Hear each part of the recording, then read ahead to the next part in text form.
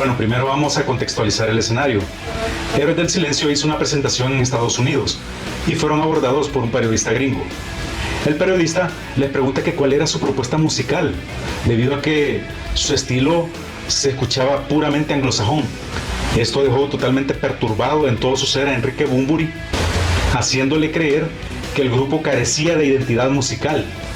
Eso le acompañó por mucho tiempo.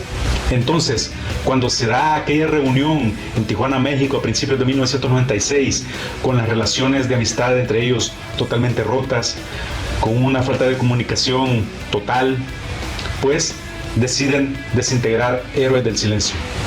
Entonces, ya una vez como solista, Enrique Bunbury hace realidad uno de sus sueños y graba Radical Sonora, experimentando con un sonido novedoso para finales de 1990, el rock electrónico.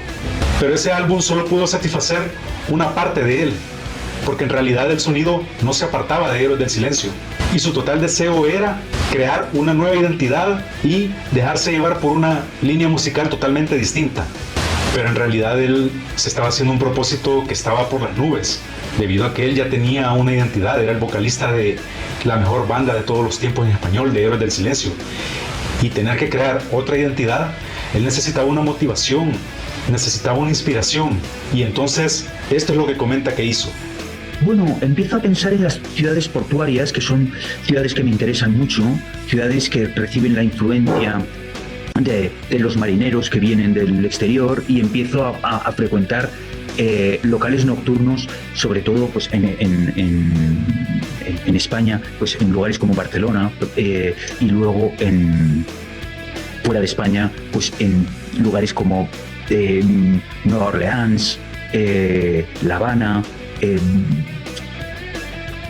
Buenos Aires, ciertos puertos que veo que reciben mucha influencia y que de repente tienen pues la conexión con el África Negra, la conexión con los marineros europeos, la conexión berlinesa con marineros que llegan a Buenos Aires, ciertas músicas que a mí me empiezan a resonar y que empiezo a sentir como propias, ¿no? Y el cabaret aparece entre todas ellas, también por mi pasión por Tom Waits. Empiezo a escuchar y empiezo a decir, hay cosas de Tom Waits que me parecen más cercanas a lo que yo soy, que mucho del rock and roll que se estaba haciendo en ese momento, ¿no? Entonces ahí creo que aparece una influencia que ha sido también bastante importante en mi carrera. Enseguida, ¿no? Veo, aquí hay algo que me interesa, aquí hay algo con lo que sintonizo, aquí hay algo que me parece que resuena en mí, que me parece algo propio, que tiene que ver conmigo, con la música que a mí me apasiona. Bueno, pues es increíble cómo Enrique Bunbury se ensañó por desligarse totalmente del rock and roll, y siendo un rockstar de primera línea, un frontman de primera línea a escala mundial, y pues sorprende mucho el giro radical que le dio a su vida artística y musical.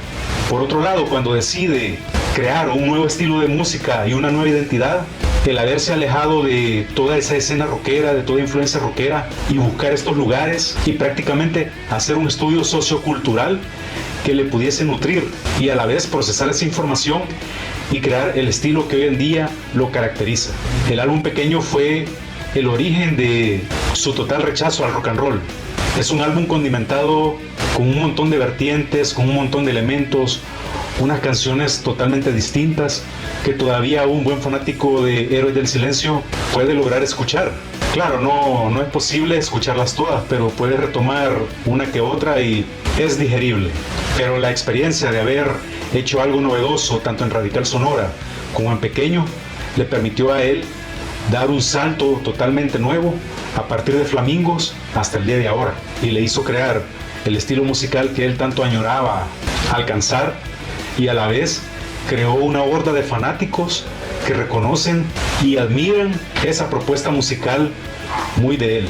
Lastimosamente no encaja para un fanático de Héroes del Silencio admirar al Enrique Bunbury de hoy en día. Ya casi 25 años que lleva bajo esa misma línea. Hizo un pequeño paréntesis en 2007 cuando giró nuevamente con Héroes del Silencio en esos 10 conciertos. pero aún siendo fanáticos de Héroes del Silencio, no perdemos la fe y la esperanza de que se vuelvan a reunir.